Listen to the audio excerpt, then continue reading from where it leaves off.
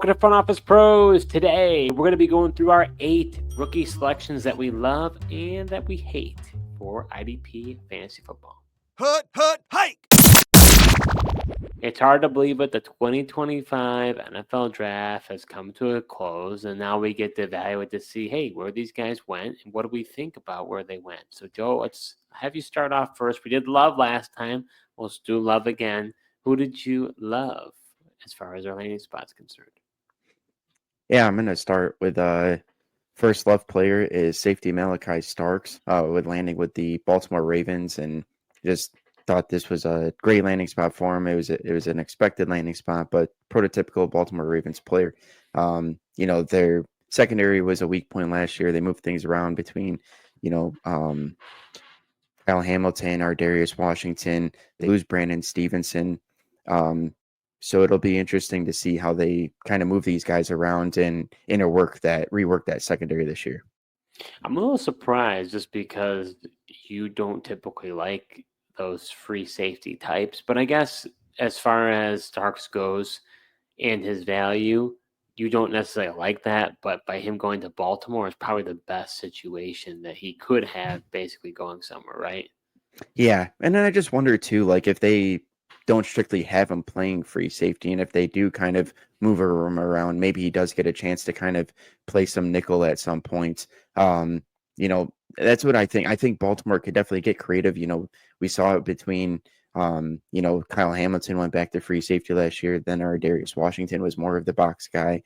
So that's what I mean. I'd be curious to see how they kind of move these pieces around. And I don't necessarily think like Starks will just be always the free safety. And like you said, if that was the case, like then I wouldn't like him as much. You're not wrong there. What it does is it provides so much more flexibility and creativity for that defense. Like you said, they can, because of what Starks can do and what Kyle Hamilton can do, they can kind of change things up. It's not going to be the same look every time, which is going to be honestly challenging for NFL defenses. Yeah, for sure. That's what I'm interested in seeing. So my first love player is going to be defensive tackle Kenneth Grant, who from Michigan, who went with the Miami Dolphins. Now, this may be a surprising pick, especially for those who are really into IDP fantasy football, because at the end of the day, you're like, Steve, are you really saying that you love a nose tackle? Because ultimately, when it comes down to a nose tackle, a lot of people, and we don't blame them, right? I mean, nose tackles don't provide a lot of value in IDP fantasy football. However, there have been a few that have broken the mold. And some of recent, obviously, Dexter Lawrence, he's the one who's like the enigma. But then you have a guy like Christian Wilkins, who isn't necessarily a nose tackle, but he had a huge amount of, just a huge tackle floor, had a ton of tackles during his time in Miami. They ended up not re-signing him. They felt like they could just roll with Zach Seiler. It didn't work. And, and listening to the press conference, they were not passing up on this guy. They identified Kenneth Grant as a guy that they really wanted. To my surprise, they felt that it was a huge need for them. And the interesting part about Grant is he's not only just a run stopper, he does have that potential in pass rush. So to me, you're having a guy like a Dexter Lawrence type who can kind of vacuum all those tackles because he's this big body. So not only is he going to do that, and we've seen, again, in Miami, where a guy like Christian Wilkins has succeeded in the past. Plus, he's got some pass rush moves. So for a nose tackle, who typically, when I'm evaluating talent and deciding, where these guys should be as far as their grade goes heading into the rookie draft, typically I would kind of plummet them because nose tackle, it just we don't care about it from an IDP fantasy football. We wanted to fill the stats. However, in this situation, with getting and I know you don't care as much about draft capital, but to me, he was going to be a guy who's going to begin taken in the late 20s. He got taken at 13, which is quite shocking. So to me, I think that only increases his intrigue because, the Dolphins felt like they had to have him. Yeah, he was one of the surprises when the Dolphins took him at 13, and when he came off the board, I definitely wasn't expecting it. But, I've heard like Joel Klatt mention when he talked to, Jim Harbaugh, Jesse Minter, Mike McDonald's, like they mentioned Kenneth Grant's name before they mentioned Mason Graham, and they honestly believe that Kenneth Grant potentially has more upside than does Mason Graham. So even though like Kenneth Grant is a nose tackle, I mean he's got the agility and the movement and some quickness to him that he could end up developing and turning into a guy that does have some sack upside even at his size. As you know, and honestly, maybe this is too much, but there's a lot of people who watch tape. We try to watch some tape as well. Obviously, we'd like to have the time, but we don't have the time to watch full games, right? But it's interesting because you hear about these highlights, and I do think some teams kind of get infatuated by the highlights. I even remember this as a Bills fan, hearing about Maxwell Harrison, and you heard Brandon Beane. I think there was several times mentioned about the recovery speed that he showed when he came back, tracked the ball, and stopped Isaiah Bond. So in the same way, that highlight of Kenneth Grant having that chase down tackle of Nick Singleton against Penn State, they're saying, how on earth does a guy that big move that fast to be able to take down Singleton, who was going to the house? For him to be able to stop him is extremely impressive. Yeah, it really was. And I mean, you mentioned at his size to be able to chase down a running back. I mean, that was really impressive. And that's where you've seen guys like Jordan Davis in the past, right? Where, even in our league, he was drafted. And again, mind you, disclaimer here, we value defense pretty highly, and based on the point scoring, you're going to see more defensive players get taken in the first round, where maybe in your leagues, maybe towards the back end, that's when that happens, but more likely it doesn't happen. Jordan Davis was the first round pick in our league. And he was a guy who there was a lot of excitement about him because of what he did at the combine, right, with his 40-yard dash and how big he was and everything else. This is different for me, though. Granted, shows way more of an ability to pass rush, where Jordan Davis didn't. Right. Yeah, and I mean, and that's why ultimately the Eagles made sure they went and got Jalen Carter right after that, the guy with the sack upside. All right, Joe. So who was the other player that you loved? Yeah, my second love here is going to be linebacker Jihaad Campbell going to the Philadelphia Eagles.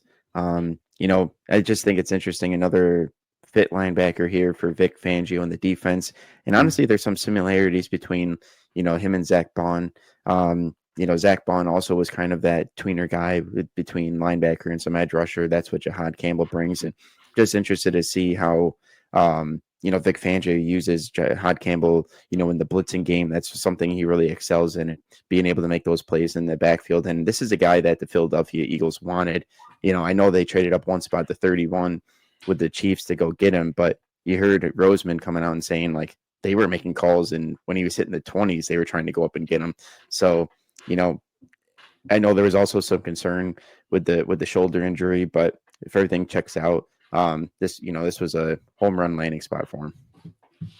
Interesting. I tend to agree. However, there's a part of me that says Bond and him are very similar playing styles. So how are they going to use both? And you obviously still have Nakobe Dean. I mean, he's going to have to get a repair. He already repaired one shoulder. He'll have to repair the other one. So who knows? Is he going to be on the PIP to start the beginning of the year? They said he'll get the other one repaired after the season. Oh, he is? Okay. All right. That's what they said after, after. Who knows, though? During the draft night, that's what they were saying. So, but I mean, something training camp happens and pops up. I don't know if that forces the need sooner, but for now, I think the plan is after the season to get the surgery on the other one. Yeah, I mean, you definitely saw what Zach Bond was able to do. He came out of nowhere in Fangio's defense, and Fangio's not going anywhere. He won his first Super Bowl, I believe, with the Eagles. So I think he'll be staying there, and they like him. So I don't see that change anytime soon. Yep, I agree with that. So my second love, I'm going to stay in the defensive tackle group here. I'm going to go with defensive tackle Derrick Harmon. He's a guy who I thought was going to go there, and he did end up going there. He just fits what the Steelers want to do. He's at 3-4 defensive end. In our league, he'd be considered interior defensive lineman or D tackle. They got Keanu Benton in the middle. And then you've got Cam Hayward on the opposite side. And then don't forget, you've got TJ Watt coming around the edge with Alex Highsmith. So he's a guy who there's a great opportunity for pass rush and getting those sacks. And he's going to have a lot of help around him. So to me, when it comes to Harmon, I think it's a great landing spot for him because he doesn't have to be the guy. It can really develop. And we've seen the Pittsburgh Steelers know how to develop those interior defensive linemen. I think he's just going to be another one in a long history of players that have done well there. Yeah, I completely agree. I mean, everyone's calling him, comparing him to Cam Hayward already, and then now he gets to go and learn from him and play alongside him. And I could just see him, whenever Cam Hayward decides to retire here, essentially Derrick Harmon picks up for him, and then he's plays a long time, similarly to what Cam Hayward's been able to be doing for the Pittsburgh Steelers. Oh yeah, I think Cam Hayward could be a great mentor for Derrick Harmon, and that helps when you have a player Yeah. who's been in the league for that long. I mean, he's an Iron Man at this point. I mean, I kissed when the Steelers are giving him multi-year extensions when he's like 34 years old. I'm like, what are they doing? But hey, he's proven me wrong. Yeah. Well, heck, man, Calais Campbell's still going too. I know, it's just crazy. It really is. So it's not all about the love, Joe. There has to be some hate as well for this episode. So it maybe hate's a little too strong for you, but what are some players that maybe you don't like their landing spot as much? Yeah, so my first hate player, Steve, is going to be cornerback Will Johnson. And as much as it pains me to say that as a Michigan fan, the landing spot definitely could have been better than the Arizona Cardinals. Honestly, I think one of the better spots for him. I get he slipped with the injury concerns, but I really think like Bills would have been an interesting spot, or even the San Francisco 49ers, just more teams that have the zone concept, but then also have some guys in place. I think, one of the concerns is an IDP.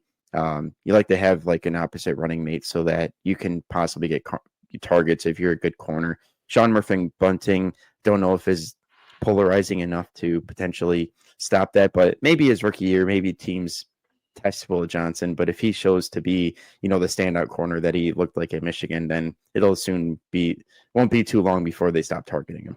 Yeah, that's my concern with him. Anytime you have cornerbacks, you want to make sure that you have a running man on the opposite side. Otherwise, they could just flat out avoid you. And Will Johnson definitely has the ability to have lockdown. I mean, he's done it in the past. So that means he's not getting a lot of stats. Meanwhile, from a dynasty perspective, if it's true, based on his knee condition, and you've got they're comparing it to the Miles Jack knee condition, then you're talking about maybe he doesn't maybe even get a second contract. So that's pretty, again, who knows if those things are true. Right. But it doesn't bode well for his dynasty value. Yeah. Well, I mean, something had to happen because there's no way, a player of his abilities should have been on the board as long as he was. So clearly, I know he wasn't able to test with a hamstring injury, missed a lot of games with his toe, but obviously, there was enough concerning things with the medicals for him to fall as far as he did. Had he had tested, maybe he would have done a little bit better. Who knows? Maybe it was a combination of all those things. Because even though I think the 40-yard dash, I think it's a little overrated. I don't think it Way too always. overrated. Well, hold on though. When I'm talking about NFL evaluation, I know you don't care about it for you personally, but I think if you're in the ballpark, they don't care. But if you have a ton of speed, then your draft stock tends to rise. If you don't run it at all, they view it as like an extreme red flag. Yeah, which I don't think it should. Look, you can see a guy's speed on film, and I would go by that. Heck, some guys are more athletic, trained for the 40-yard dash. Some guys are just good at running full-on sprints, but guess what? You don't run full-on sprints very much in the NFL. Like, it's just unrealistic to run in a straight line as fast as you possibly can. So I could care less about the 40 time, and if you really want to see a testament of guys' speed, put on the film. Heck, Matthew Golden ran 4.29. You look at the film, he doesn't look like he's running 4.29, and in fact, he gets tackled very easily. As you can see, we have encountered a hot button issue for Joe. For those at home who are listening, this is a big deal for Joe. So we don't want to get too off the tangent here. So I'll start off with my first hate, and we've already talked about it some. You don't really agree with me, but I'm gonna go with Princely Umanmielen from the Carolina Panthers, a guy who coming out of Florida, transferred from Ole Miss, he was at Ole Miss. He transferred from Florida. Excuse me. He was a guy who people were talking about as a first-round pick, and he goes all the way down in the third round. And his body type, I think he would have done better in a 4-3 traditional defense. Now, you're going to see more and more defenses are going to be running multiple. But if you look at the base 3-4 defense and that Evero defense, look at the players ahead of him. You got DJ Wanham, who showed flashes. You got Jadeveon Clowney. They draft Nick Scorton. They've got Patrick Jones. So they've got a lot of guys ahead of Princely Umanmielen. So he's a guy who I would have hoped. I just think the landing spot is just kind of meh. I mean, I understand that Clowney, probably think has 1 year left, and who knows how long Wanham's going to be there. So if he really steps it up during training camp, it doesn't mean he can't, rise up to be that player that we think he could be. But I would have liked him to have an opportunity where he could get those snaps right away without that competition, and it's just not going to happen. Yeah, I just don't know if he was ever going to go to a situation where he was going to get snaps right away. Lance Zierlein projected him to be a third-round pick in the draft, and that's exactly where he was. I don't know if I saw too many people having him go in the first round. I saw a few of them go there, and definitely some second-round consideration for sure. But I think he was looked at as more of a raw player that could develop into something, and he's got really good traits to develop into some place. So that's where I don't hate the landing spot with the Panthers, and they don't have like a ton of depth either. And more teams like to rotate guys in and out. So I still think he'll have some opportunity. I just don't know if he would have gone somewhere and it would have been the main edge rusher alongside somebody. All right, Joe, let's head over to your last hate. Who is it going to be? I'm going to stay at the cornerback position and going to go with Shavon Revel Jr. with the Dallas Cowboys. I like the player. It's not necessarily like I don't like the player. I just wish he would have went to a team similar like you were saying with Princely, where he could have more of an immediate impact. You still got Trayvon Diggs there. You got Deron Bland at corner. Elam is slotted to be their nickelback right now at the depth chart, and it's unofficial, but for what it's worth, he is listed as a starter there. But, Revel's a guy that fell in the draft due to a knee injury, or else most people would say he could have had a chance to be the first corner off the board. And maybe in that case, if it was, maybe he would have went to a better team. I would like to see him go to, I was thinking maybe the Rams would pick him up, and I would have been more interested there. Yeah, I think it's an interesting point that you make, and I agree with you. I mean, at the end of the day, how much opportunity are they going to have? Deron Bland seems to be the guy there. Trayvon Diggs can't stay healthy. But my understanding is Revel is an outside guy. He's not a nickel guy. Right. So as a result, if he doesn't have those snaps at the outside, it was great value for the Cowboys to get him at the third round. But initially, I don't see where we could really take advantage of that upside. Yeah, and that's exactly it. Just a crowded room with the Cowboys. Like you said, it's going to take an injury for him to have an opportunity. Where I think that if he would have went to a team like the Rams, he would have been starting right away. All right, so my last hate player for IDP fantasy football for these landing spots is going to be rookie defensive end JT Tuimoloau. Did I say that right, Joe? Yeah, that sounds pretty good to you. Very good. So coming out of Ohio State, heading over to the Indianapolis Colts. Now, you think about the prospect of the player. The big knock against him was, he's going to be a good run defender for those first two downs, but he's not going to be that pass rush specialist. He's got to grow in that category in the NFL. So he goes to the Colts. The Colts just recently drafted Laiatu in the first round last year. Still have Kwity Paye, who they accept the fifth-year option, and you have Samson Ebukam. So at this point in my mind, JTT is really a depth piece for these guys. And I would have liked for him to go somewhere where he could we knew he could play first and second down, and maybe he develops that arsenal of a pass rush. But a guy like Latu's got all the pass rush moves in the world. That's why you drafted him. So he's going to be there. They like Kwity Paye. So to me, it really limits his upside. So I would have liked him to go to a different landing spot. I just don't really like the Colts.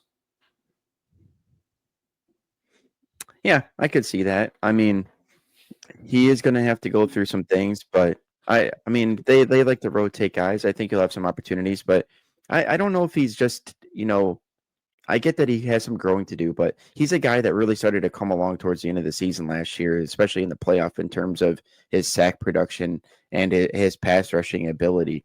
So I think that's something he could potentially build on and be more than just a first and second down player.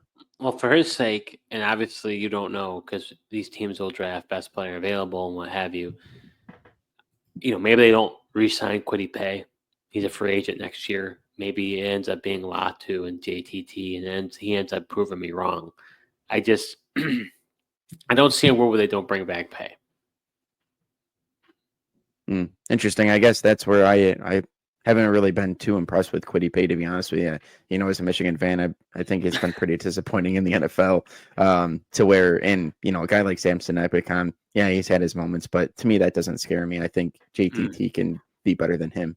Interesting. So that does it for this episode. We went through some rookie selections that we love and that we hate for IDP fantasy football. If you haven't done so already, check out our most recent episode where we did the same thing, but for the offensive side of the ball.